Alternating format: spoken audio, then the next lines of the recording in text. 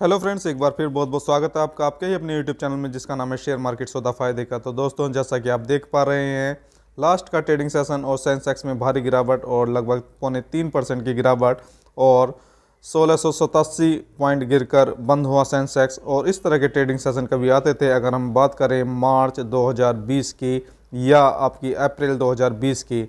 सो उस टाइम पे जो पैनिक बना हुआ था वो कोरोना का था, ऑब्वियसली यस। और उस कोरोना के चलते बहुत ही भयंकर गिरावट देखने को मिली थी। मार्केट पूरी तरह से क्रैश हो चुका था और आज एक बार फिर वही स्थिति पुनः से बन रही है, दोबारा से वही स्थिति बन रही है जब आपका साउथ अफ्रीका में नया वेरिएंट कोरोना का सामने आया है जिसका नाम है ओमिक्रॉन। जी हाँ, और ये वेरिएंट इतना घातक है, इतना तेज़ी से फैलता है कि जो पुराना वाला वेरिएंट था उसकी अपेक्षा ये 7 गुना तेज़ी से फैलता है। और WHO ने भी ये पहले ही बोल दिया है कि जो रिस्क वाली कंट्रीज़ हैं उनसे प्रतिबंध की बात की थी और ये एक साफ साफ तौर पर इशारा किया था कि रिस्क वाली कंट्रीज़ के लिए प्रतिबंध लगाए जाएं। और कुछ देशों ने तो उन कंट्रीज़ पर पहले से ही बैन कर रखी हैं अंतर्राष्ट्रीय उड़ानें। और अगर दोस्तों बात करें अमेरिका के न्यूयॉर्क में फिर से केसेस देखने को मिल रहे हैं और फिर से नए केसेस कोरोना के बढ़ रहे हैं और कुल मिलाकर एक पैनिक क्रिएट हो चुका है, एक डर वाला माहौल फिर से क्रिएट हो चुका है पूरे वर्ल्ड में अप्रॉक्स। और अब तो इंडिया में भी ये पैनिक आता हुआ दिखाई दे रहा है। सो दोस्तों, यही रीज़न है कि आपके दिल्ली, महाराष्ट्र या कोई भी उत्तराखंड जैसे राज्य हों तो उन्होंने तैयारियां करनी शुरू कर दी हैं। और दोस्तों, ऑलमोस्ट सभी कंट्रीज़ कोरोना का जो प्रकोप है वो देख चुकी हैं। सो इसीलिए प्रतिबंध लगाने की तैयारियां की जा रही हैं कई देशों में। सो दोस्तों, कुल मिलाकर सवाल ये उठता है कि क्या मार्केट 2020 जैसी बड़ी गिरावट फिर से दिखाएगा?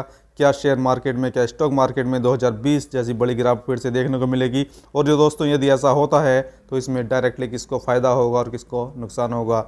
सो दोस्तों, सोचने वाली बात है। ऑब्वियसली जो शॉर्ट टर्म वाले आपके इन्वेस्टर्स हैं उनको तो लॉस होना ही होना है, वो नीचे आपके आते हुए दिखाई देंगे। और जो लॉन्ग टर्म की पोजीशन के लिए इन्वेस्ट करते हैं ओबियसली उनको लॉन्ग टर्म के लिए फ़ायदा होगा।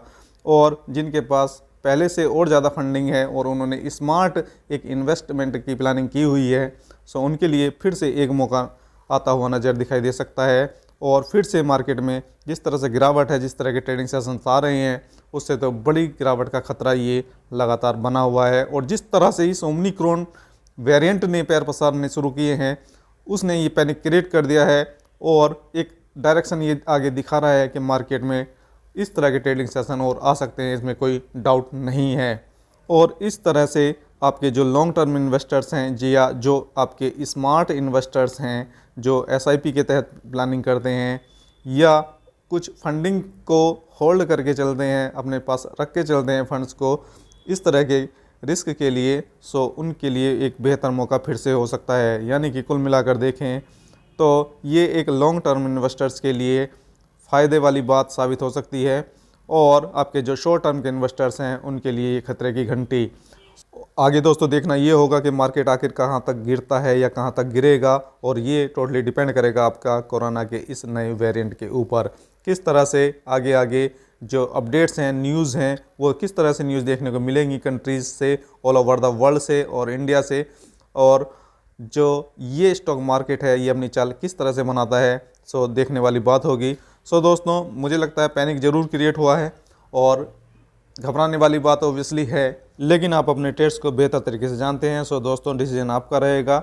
और दोस्तों, मैं आपको बता दूं, इस तरह से जब मार्केट में गिरावट होती है तो आपके जो IT के स्टॉक्स हैं वो भागते हुए नज़र आते हैं, क्योंकि ज़्यादातर काम जो है वो वर्क फ्रॉम होम हो जाता है और काम पे कोई ज़्यादा इम्पैक्ट नहीं पड़ता और IT का जो काम है वो एज इट इज़ चलता रहता है। सो दोस्तों, IT के स्टॉक्स एक बार फिर से फोकस में हो सकते हैं और आपके जो फार्मा के स्टॉक्स हैं वो एक बार फिर से फोकस में आ सकते हैं। और जो फार्मा के स्टॉक्स हैं वो आपको फिर से ऊपर की तरफ जाते हुए दिखाई दे सकते हैं, जैसे कि आपका डेविस लैब हुआ, फाइजर हुआ, एस्ट्राजेनिका हुआ और तमाम फार्मा के स्टॉक्स हैं जो आपको अब फिर से ऊपर जाते हुए दिखाई दे सकते हैं। अगर इन दो सेक्टर्स को छोड़ दें, IT और फार्मा सेक्टर को, बाकी के स्टॉक्स पर ज़्यादा इम्पैक्ट पड़ता है और स्टॉक्स नीचे की तरफ जाते हुए दिखाई देते हैं जैसा कि पहले देखा गया था। और बने रहिए हमारे साथ और हमारे चैनल को सब्सक्राइब जरूर करें और वीडियो को लाइक जरूर करें ताकि वीडियो अपलोड का नोटिफिकेशन आप तक समय से पहुंच सके। सो दोस्तों, वीडियो को लाइक कीजिए और शेयर कीजिए और जुड़े रहें हमारे साथ लेटेस्ट अपडेट्स के लिए। सो दोस्तों, वीडियो देखने के लिए बहुत बहुत धन्यवाद।